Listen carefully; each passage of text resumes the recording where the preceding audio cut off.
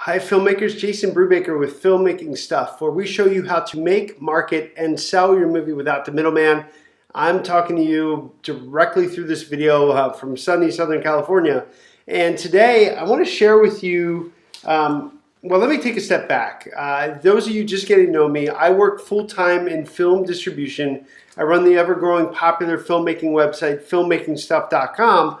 And there's a huge subscriber base of filmmakers that get my newsletter and what have you.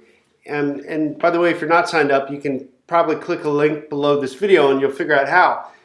But very recently, I sent out a survey and I asked people, hey, what's your biggest filmmaking pain point? How can I help you?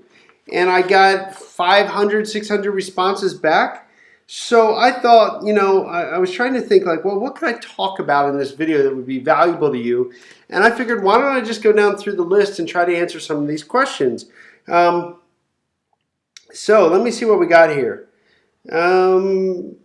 Okay, so here's one from a screenwriter. I am a book writer by career, not a filmmaker.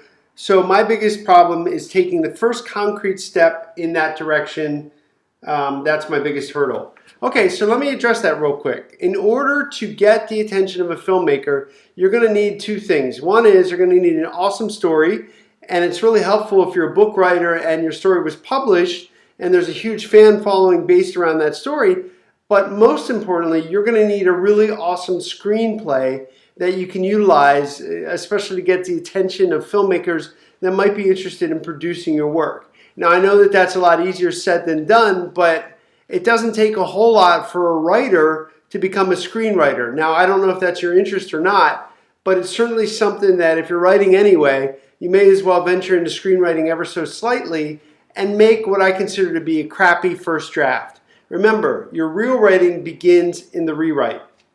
Okay, and I don't want these videos to go too long, so this is sort of a test to see how quickly and how well I can answer these questions. And if you have questions, you can always email me, jason@filmmakingstuff.com. Let me give you another question and then we'll wrap it up. At this point, I'm having problems putting together a production team that is willing to put in the time and work necessary to execute on my projects.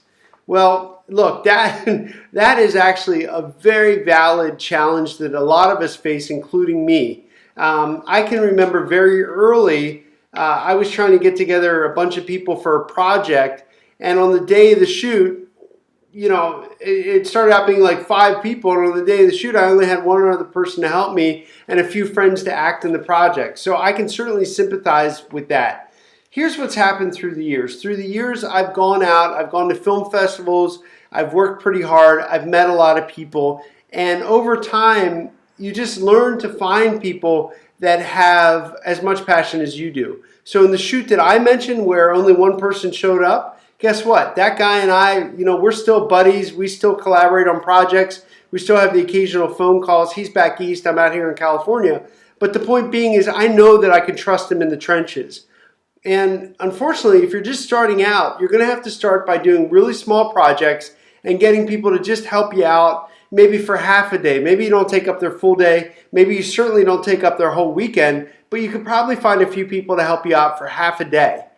And out of that, look for small idiosyncrasies. Is that the word? Look for things in that person's personality that might be a possible red flag. Because one thing that I learned, and I learned it the hard way, is if you see a bit of a red flag on a short film, guess what? If you end up doing bigger projects with that person, that red flag's only going to amplify. In my case, I had worked with a guy on a short film. I won't go into the details, but bottom line, I figured out that there was money that needed to be paid, and it wasn't paid, but he said that it was paid, etc. Fast forward to the feature film, and guess what happened? Exactly the same scenario. Anyway, I hope this is helpful for you. Please feel free to reach out to me. I'm Jason@filmmakingstuff.com. This is, I want to say that this is a podcast, but it's really not. It's me talking directly to you. Hopefully you like this format, me staring at you with a big wall behind me. Talk to you again real soon. And again, if you have questions, reach out. I'm really looking forward to helping you. Take care.